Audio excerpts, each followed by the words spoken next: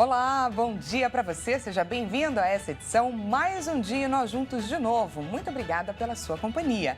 Chegamos ao vivo naquele nosso horário de sempre, 8 horas 31 minutos. Cheguei para te contar o que você precisa saber para começar essa quinta-feira bem informado. Pega então o seu cafezinho, chazinho ou seu pãozinho na chapa, que eu te conto quais são os assuntos que estão em jogo no Brasil e no mundo neste 23 de maio. Abro agora para você o nosso cardápio de notícias. Frente fria deixa Rio Grande do Sul em alerta para novos temporais. Cidade de Pelotas recebe chuva de granizo. Receita abre hoje consulta ao maior lote de restituição do Imposto de Renda 2024. Tornado nos Estados Unidos mata 5 e devasta estado de Iowa. Explosão em fábrica de pólvora e fogos de artifício deixa um morto e mais de 30 feridos na Colômbia. Pois é, esses são só alguns dos destaques que trazemos dessa quinta-feira. O jornal está recheado, portanto, vamos juntos, vem comigo. A instabilidade climática faz chover forte no Rio Grande do Sul, pelo menos até o sábado. Com mais chuva em Porto Alegre, o nível do Guaíba voltou a subir. Em Pelotas, chegou a cair granizo em algumas regiões. Trazendo agora um balanço, subiu para 162 o número de mortes em razão dos temporais e das cheias no estado gaúcho. A Defesa Civil informou também que 75 pessoas ainda estão desaparecidas. Mais de 653 mil gaúchos estão fora de suas casas. Vamos ver. A forte chuva que voltou a cair sobre Porto Alegre fez o nível do Guaíba subir nesta quinta-feira. Foram 14 centímetros em quase 5 horas. Apesar disso, o Guaíba permanece abaixo de 4 metros, altura que ainda está acima da cota de inundação, que é de 3 metros. Isso porque o nível já tinha caído mais de 3 metros na noite de quarta-feira e voltou a subir 3,96 metros entre 1 e 5 horas desta quinta. Ainda na quarta, ruas do bairro Menino Deus, na capital, voltaram a alagar. Parte da população já voltou para a casa e enfrenta outros problemas, como o esgoto, animais mortos e mau cheiro. Ainda assim, há mais de 20 mil pessoas em abrigos na cidade. Em Pelotas, houve queda de granizo no final da tarde desta quarta-feira. Moradores registraram a forte tempestade com granizo em bairros do município. A instabilidade na região também pode influenciar no nível da Lagoa dos Patos. Segundo a Prefeitura de Pelotas, a medição era de cerca de 2,5 metros. O Instituto Nacional de Meteorologista alertou para a previsão de temporais entre esta quarta e quinta-feira no Sudoeste, Centro, Sudeste, Metropolitana de Porto Alegre, Centro, Noroeste. A previsão é que a instabilidade climática deve predominar em Porto Alegre e outras regiões do estado gaúcho ainda nesta sexta-feira. Os motivos são uma frente fria que atua no oceano e uma área de baixa pressão atmosférica que se movimenta sobre o estado em direção ao litoral. Já no sábado, a tendência é que o tempo firme, mas há previsão de que as temperaturas despenquem, com possibilidade de geada nas regiões da fronteira oeste e campanha do estado. Seguimos ao vivo, 8 horas 35 minutos. Mesmo diante de uma tragédia, ainda tem gente que se aproveita da vulnerabilidade das famílias, dos atingidos, para ganhar em cima, aumentando o preço de produtos de forma abusiva. Por exemplo, desde que toda essa catástrofe começou, a falta de água potável foi o primeiro item que entrou na lista, inclusive, dos pedidos mais urgentes de doação. Imagine você que o galão de 20 litros, que custa aí em torno de R$15, chegou a ser vendido por R$80. E essa prática, gente, é sim considerada abusiva. Inclusive, o Ministério Público do Rio Grande do Sul recebeu centenas de denúncias desse tipo e autuou diversos estabelecimentos, entre postos de gasolina, farmácias, empresas, mercados, etc. Mas aí é que está, você sabe como proceder em uma situação como essa? A quem recorrer? É isso que a gente vai aprender na nossa entrevista de hoje.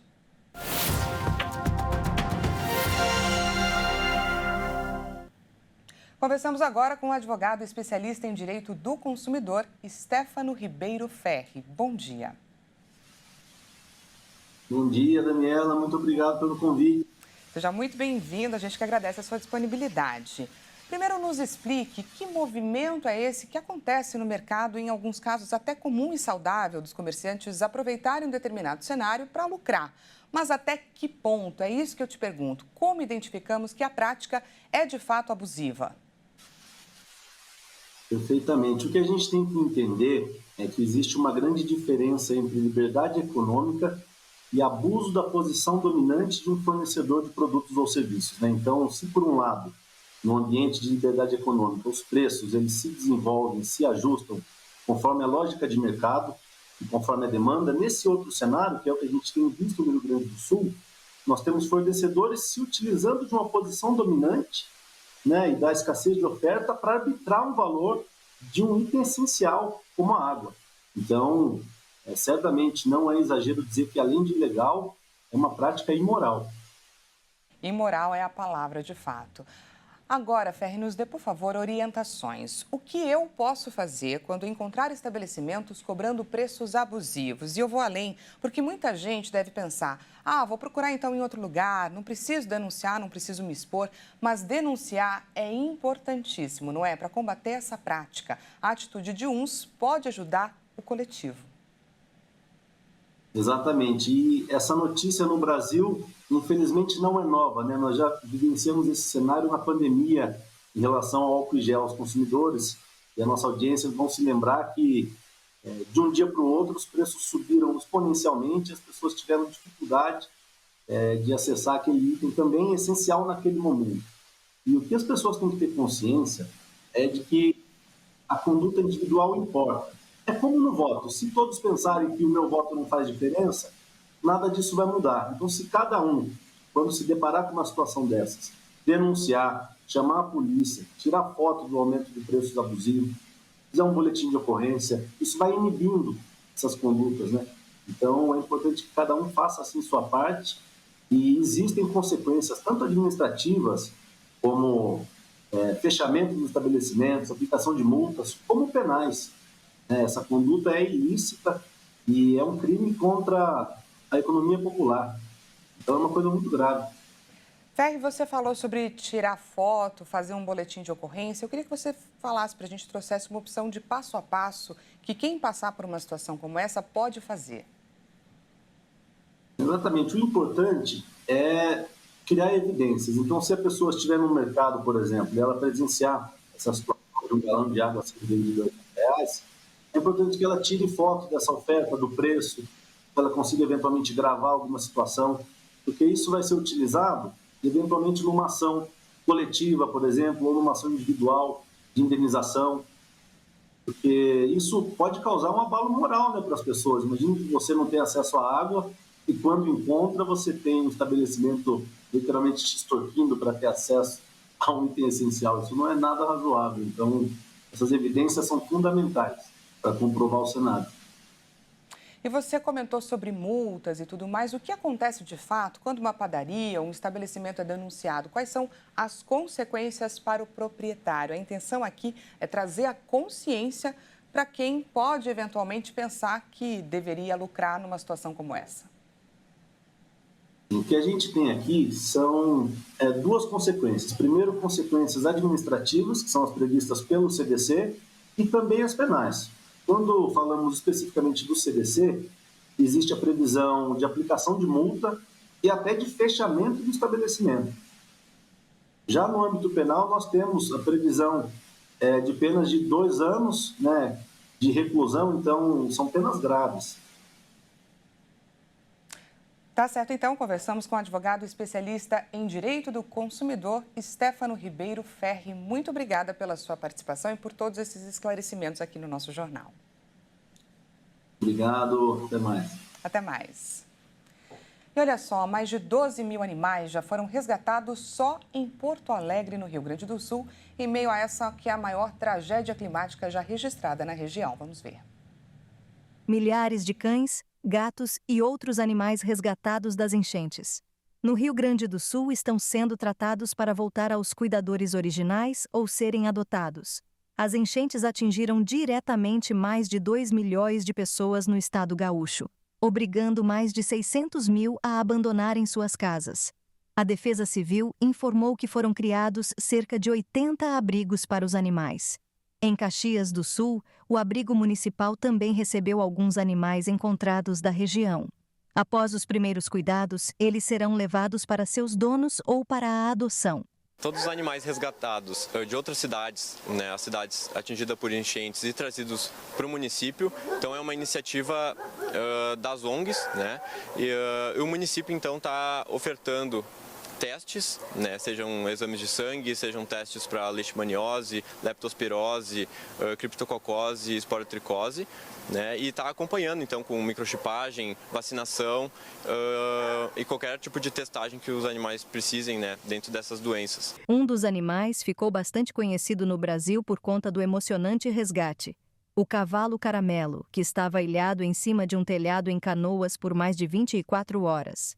O resgate foi realizado por homens do Corpo de Bombeiros de São Paulo, com auxílio da Brigada Municipal do Estado, no dia 8 de maio. Caramelo segue em tratamento em hospital veterinário. O animal comoveu o país e foi reconhecido como símbolo de resiliência gaúcha. Ele se recupera dos traumas, com foco no ganho de peso. O governo do estado assinou acordo com uma ONG que está atuando na localização e catalogação dos animais resgatados, que estão em abrigos. O cadastro é o primeiro passo para a localização dos tutores. Não sendo possível o reencontro, a ONG vai cuidar dos procedimentos de adoção.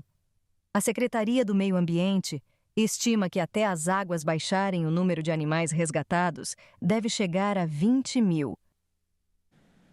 E a gente continua a falar de extremos climáticos, mas em outra parte do mundo. Moradores de Greenfield, no estado americano de Iowa, também contabilizam os prejuízos após um tornado devastador danificar boa parte da cidade. O governo estadual declarou situação de emergência e estabeleceu um toque de recolher na região. Números exatos não foram repassados, mas um oficial informou que cerca de uma dúzia de pessoas foram transportadas para o hospital. Autoridades relataram que os fortes ventos devastaram uma boa parte de Greenfield, cidade de cerca de 2.000 habitantes, a 70 quilômetros da capital do estado, Des Moines. Árvores foram arrancadas e carros, casas e galpões foram destruídos pela força da natureza. Moradores, postos sob toque de recolher obrigatório das 22 horas até as 7 da manhã, agora contabilizam os prejuízos com o tornado. O governo do estado declarou situação de emergência para 15 condados em resposta ao mau tempo, incluindo a região de Greenfield. A governadora de Iowa, Kim Reynolds, lamentou a situação. Disse que pretende visitar o local. 8 horas e 44 minutos, a gente vai para um rápido intervalo e na volta você confere. Receita abre hoje consulta ao maior lote de restituição do Imposto de Renda 2024. E falamos também de uma explosão em uma fábrica de pólvora e fogos de artifício na Colômbia. Uma pessoa morreu e dezenas ficaram feridas. A gente volta já já. Não perca!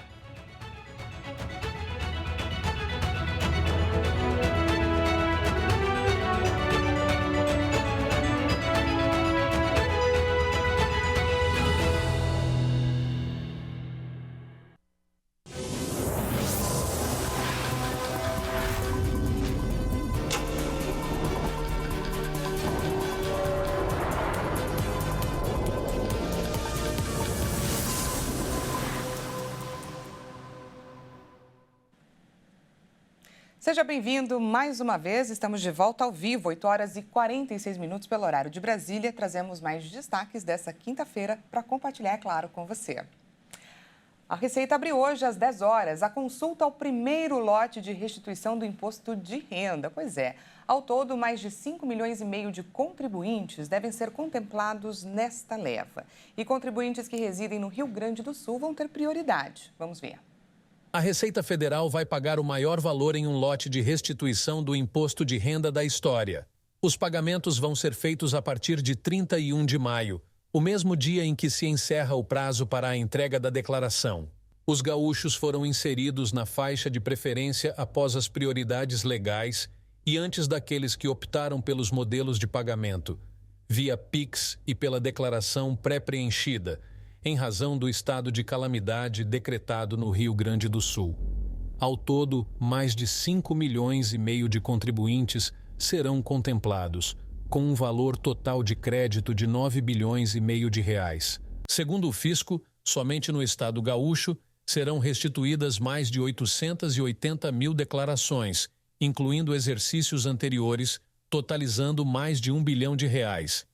Além dos contribuintes do Sul, vão ter prioridade nesse lote de restituição idosos, pessoas com alguma deficiência física ou mental ou moléstia grave, quem tem o magistério como a maior fonte de renda e contribuintes que usaram a declaração pré-preenchida ou optarem por receber via Pix. Os pagamentos das restituições serão feitos em 5 lotes, sendo o último no dia 30 de setembro. Assim que a consulta estiver disponível, o contribuinte deve acessar a página da Receita na internet e clicar na opção Meu Imposto de Renda.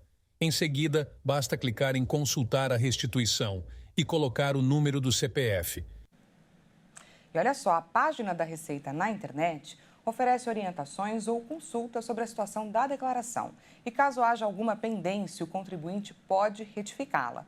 O Fisco também disponibiliza o aplicativo para tablets e smartphones, que permite aí consultar a liberação das restituições e a situação cadastral. Portanto, acesse. Um levantamento apontou que uma das atividades que mais cresceu nos últimos anos aqui no Brasil está apresentando distorções. Os motoristas de aplicativo ou entregadores, eles são obrigados a trabalhar cada vez mais para conseguir o sustento do mês. O detalhe é que, mesmo assim, eles ganham cada vez menos. Quem traz para a gente mais informações é o nosso repórter Anderson Nascimento.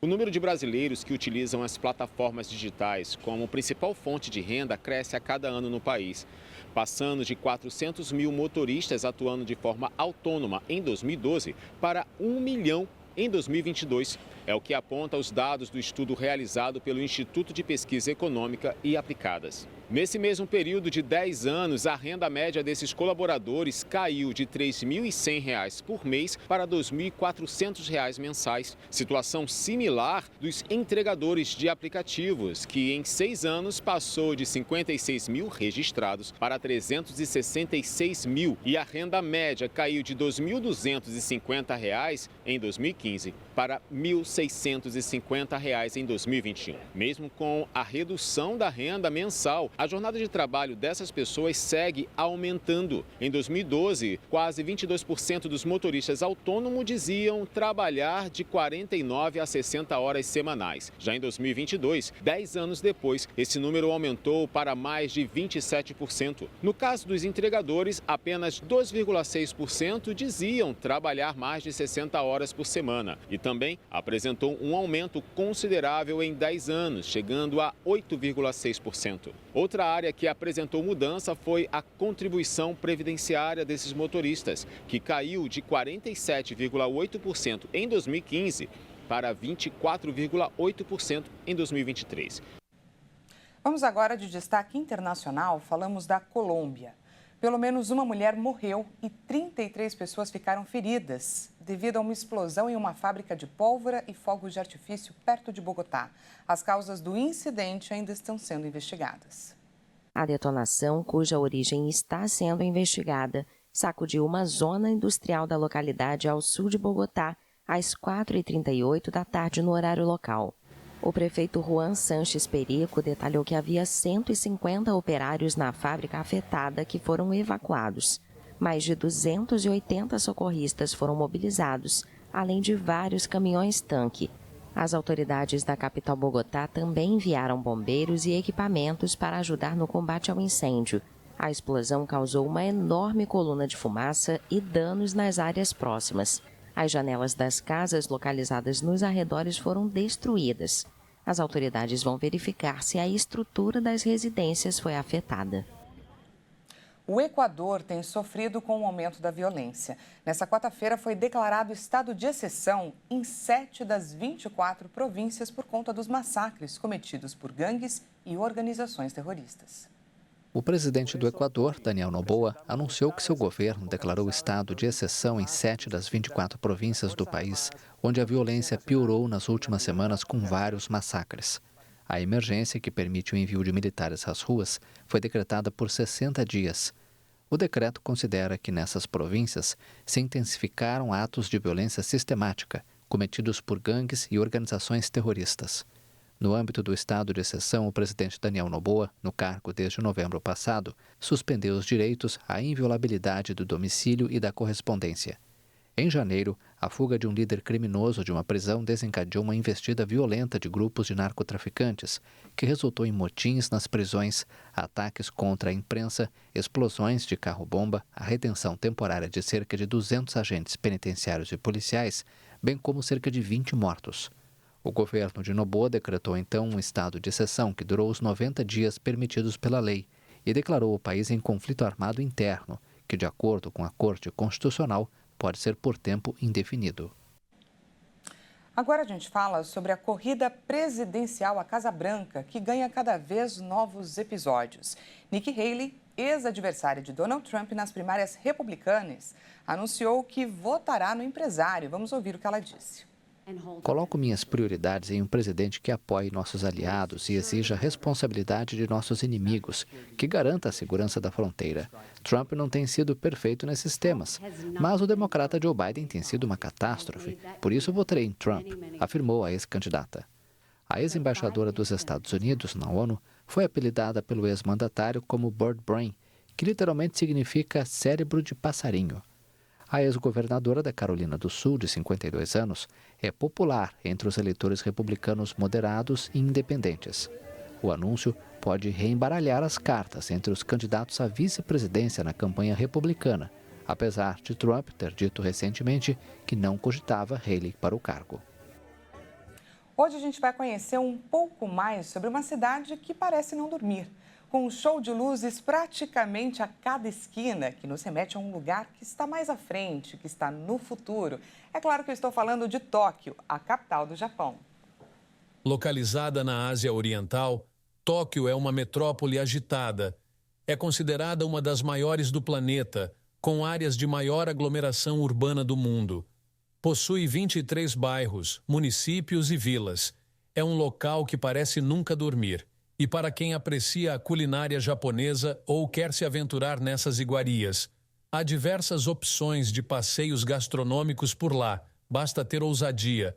A área de Shibuya não pode ficar de fora de seu roteiro, já que a região concentra lojas e comércio influenciadas pelo mundo da moda. E já que o japonês é uma língua difícil, a gente traz aqui uma dica de milhões.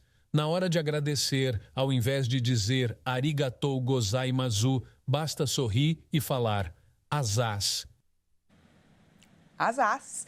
E que tal darmos uma olhadinha em como estão as coisas do outro lado do mundo neste exato momento? Então se acomoda aí, vem comigo. Seguimos do Brasil rumo ao Japão. Pois é, adentramos a República Metropolitana de Tóquio para conferir as coisas em Kabukicho, a área mais movimentada da cidade, principalmente à noite. Você está pronto para ver se a fama da cidade movimentada, que nunca dorme, é fato mesmo, é verdade? Olha só, a primeira coisa que reparamos é na quantidade de gente andando por essa rua, gente. Vale destacar que Tóquio fica a 12 horas de diferença do nosso Brasil. Então, enquanto aqui são 8 horas e 56 minutos da manhã, por lá 8 horas e 56 minutos, só que da noite. Com essa multidão de gente indo e vindo de lá e para cá, parece até que os corredores ficam mais apertados, não parece? Essa imagem lembra muito a nossa ladeira Porto Geral aqui de São Paulo, na região da 25 de março, não lembra? Em pleno sábado de manhã, só que nesse caso, 8 horas e 56 minutinhos da noite. É assim, com essas imagens diretamente do outro lado do mundo, que eu encerro essa edição de hoje. Essa edição fica por aqui. Muito obrigada pela sua companhia. Até mais.